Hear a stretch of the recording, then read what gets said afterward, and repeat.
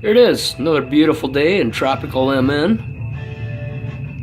Really nice out there. It's actually got a heat wave going on. We're melting. It's above 30 degrees, has been above 30 degrees day and night for the last couple days. Very unusual.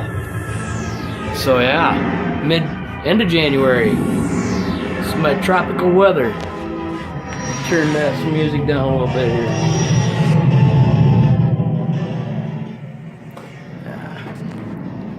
So, progress of the 10-gallon tank.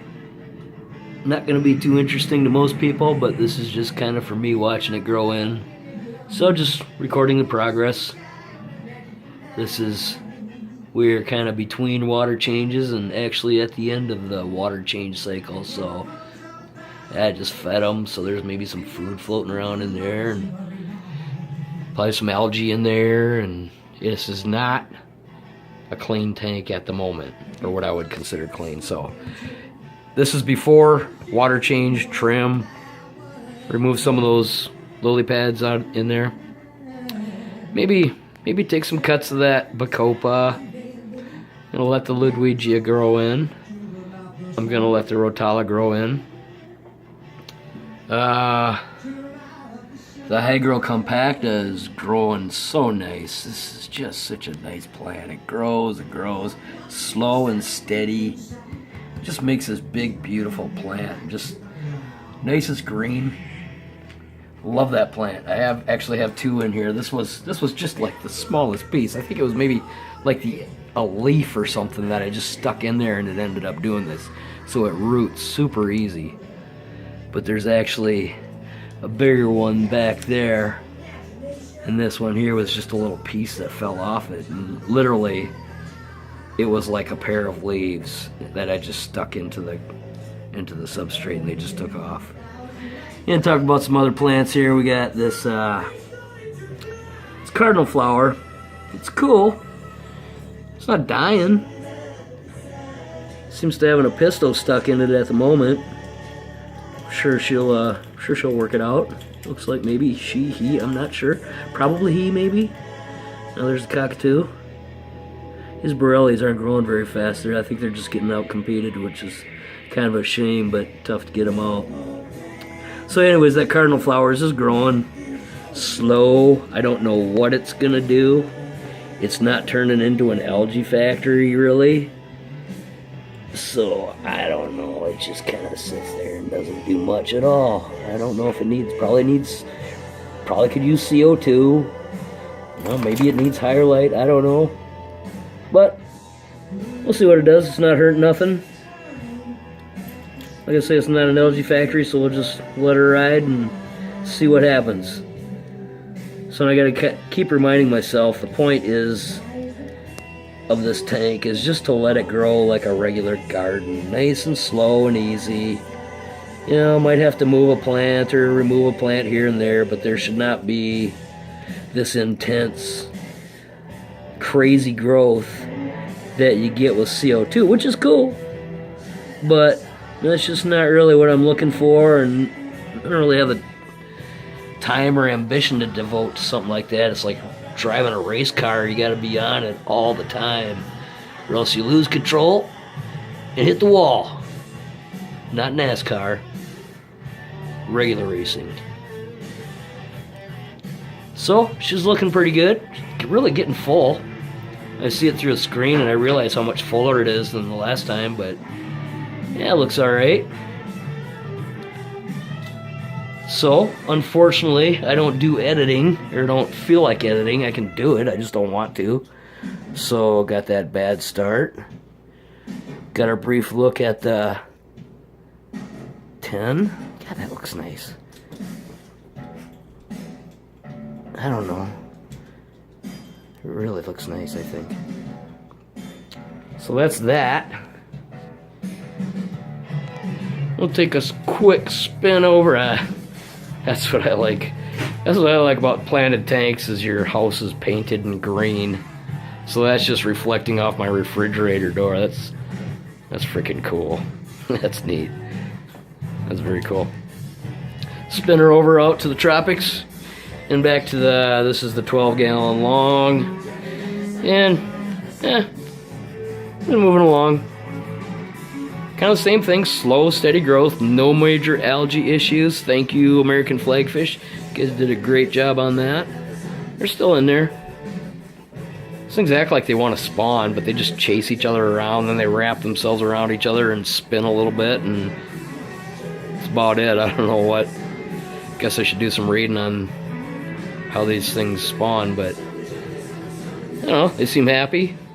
I'm getting kind of anxious to add some different fish in here. Maybe put the flagfish to another task in another tank.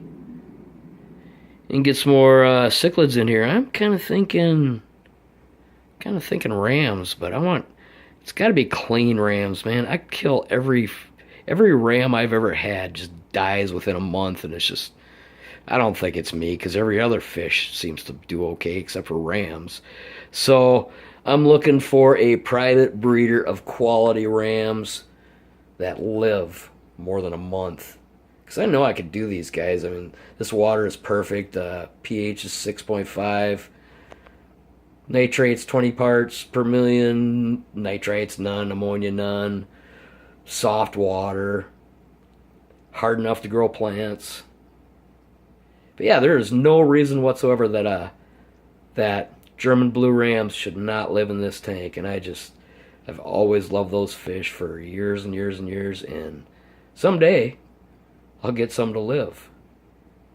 But we'll see. In the meantime, I'm not buying rams from the fish store. That's all there is to it. So, I'm going to take you for a little spin here. And this is, sorry about the film in motion, but I don't edit, like I say. So we're going to go downstairs here. No particular reason, but I'm going to show you. Couldn't stand it. I had to do it. $1 a gallon. 75 bucks. I'll take it. So, over the next several months, years, I'm gonna try to record what's going on with this thing. See if I can make better videos.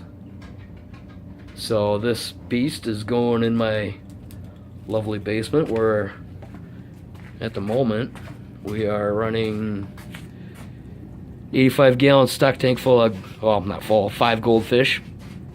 These are just comets. They go out in the summertime, come in the wintertime. Got a few plants I'm trying to overwinter down here with more and less success on some, but yeah, goldfish are doing all right. They seem to be liking the winter. They're doing okay in the winter, surviving the winter.